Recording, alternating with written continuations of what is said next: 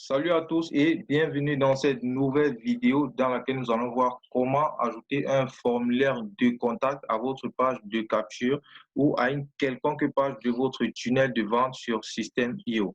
Donc là, on va se rendre d'abord sur la dite page, la page que vous voulez modifier et on va aller dans tunnel de vente. Et ensuite, on va choisir le tunnel que nous voulons modifier parce que System.io, c'est un logiciel pour concevoir des tunnels de vente.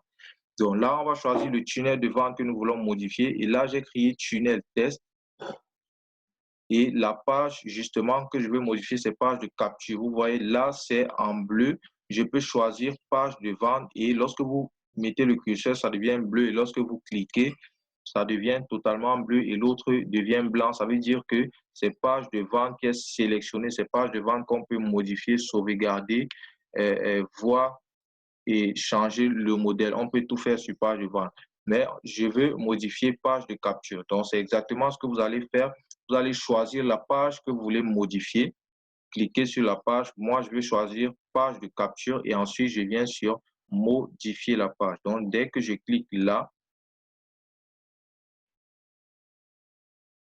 OK, arrivé ici, je peux modifier la page, je peux effectuer toutes les modifications que je veux, mais notre objectif, c'est d'ajouter un formulaire de contact. Et pour ajouter un formulaire de contact, on va aller sur le bloc, la colonne qui est à gauche, là où il y a texte, il y a titre, il y a liste à puce, il y a boîte de contenu. On peut ajouter tellement d'éléments, mais ici, on va choisir formulaire, OK, parce qu'on veut ajouter un formulaire. Donc, on va chercher formulaire.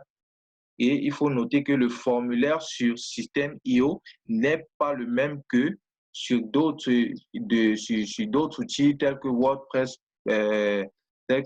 par exemple. C'est tellement différent. Donc, pour ajouter un formulaire ici, on va d'abord sélectionner la zone sur laquelle on va ajouter le formulaire. On va l'ajouter quelque part ici. Donc, pour ajouter un formulaire, il est totalement à concevoir. On vient d'abord sur boîte de contenu. Donc, on prend boîte de contenu là et on va déposer ça quelque part ici. OK. Dès qu'on a mis boîte, bon, pas nécessairement boîte de contenu.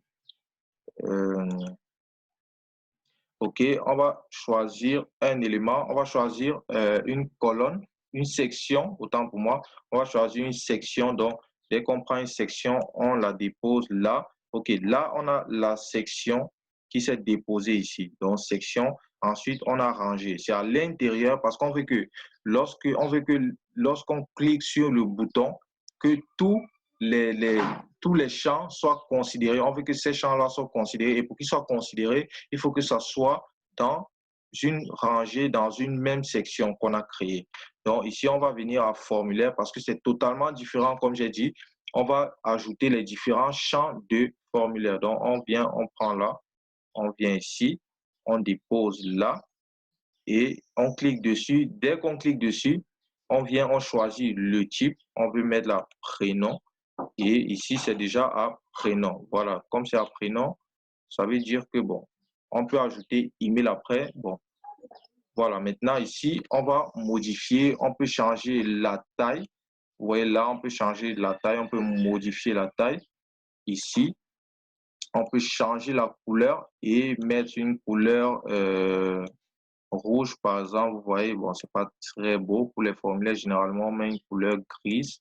Voilà, ensuite, on peut mettre la couleur, on peut changer la couleur du fond, on peut changer tout, on peut vraiment tout changer ici. Dès que c'est fait, maintenant, on vient ici, on sort, OK? On sort de la modification, on sort de l'édition de ce formulaire-ci. Et maintenant, on va ajouter un autre formulaire, OK?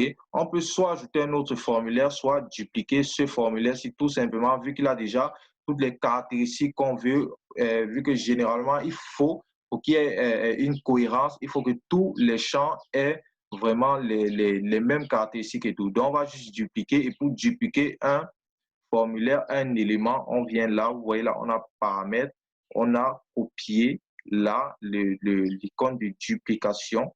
Donc, on clique dessus, vous voyez ça a dupliqué et ensuite, on change l'élément, on peut mettre email et ensuite là, vous voyez ça a directement mis email et vous pouvez remarquer que si on sort de l'édition, vous voyez que c'est la même chose, c'est exactement la même chose, ok? Parce qu'on a dupliqué, là, on n'a plus de souci peut-être d'avoir une couleur qui est un peu différente que l'autre.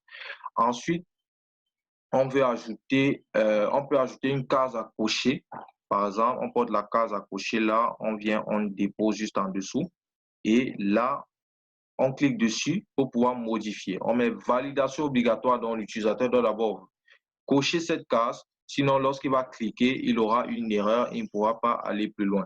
Donc ici, oui, je consens à recevoir des emails. Bon, ça, c'est juste un exemple qu'on peut changer. Voilà, on peut changer cela. Voilà, dès qu'on a fini de faire ça, ensuite, on veut ajouter le bouton parce qu'il faut bien qu'après avoir fini de remplir le formulaire, qu'on puisse valider, OK? Et là, on vient, là, on ajoute le bouton en dessous et ici, on peut choisir l'action du bouton, enregistrer le contact, ouvrir un pop-up, rediriger vers une page, vers l'étape suivante du tunnel. Mais ce n'est pas notre objectif. Notre objectif aujourd'hui, c'est d'apprendre à créer un formulaire. Donc, le formulaire, il a été créé. Donc, ici, vous pouvez modifier. Cliquez ici par exemple, oui, je veux recevoir mon livre. Par exemple, OK, oui, je veux recevoir mon livre. Et vous pouvez modifier, vous pouvez effectuer toutes les modifications de ce côté. Et après, vous sortez. Ensuite, enregistrer. À ne pas oublier surtout d'enregistrer et après, vous pouvez sortir. Alors, le formulaire, il a été créé et on va voir comment il se présente en venant ici sur voir la page. Donc, lorsqu'on clique là, voilà, la page, elle est bien visible et ici, on peut voir que le formulaire de contact a été créé. Vous voyez, par défaut, la différence entre Système.io et d'autres logiciels, c'est que sur Système.io, on ne peut pas choisir, OK, de laisser la possibilité à l'utilisateur de remplir les informations ou pas. C'est obligatoire, il doit remplir les informations, sinon le formulaire ne peut pas être validé et Système.io n'a pas encore implémenté le fait qu'on puisse laisser l'utilisateur le choix de remplir ou de ne pas remplir. Donc, il doit absolument remplir et ici, il doit valider. S'il ne valide pas, il aura une erreur. Ok, voilà, c'est tout pour cette vidéo sur comment ajouter un formulaire de contact sur Système.io. J'espère que ça vous a aidé, que c'est vraiment pratique. Ça, c'est notre objectif sur cette chaîne. Donc, sur ce, on se dit à toutes.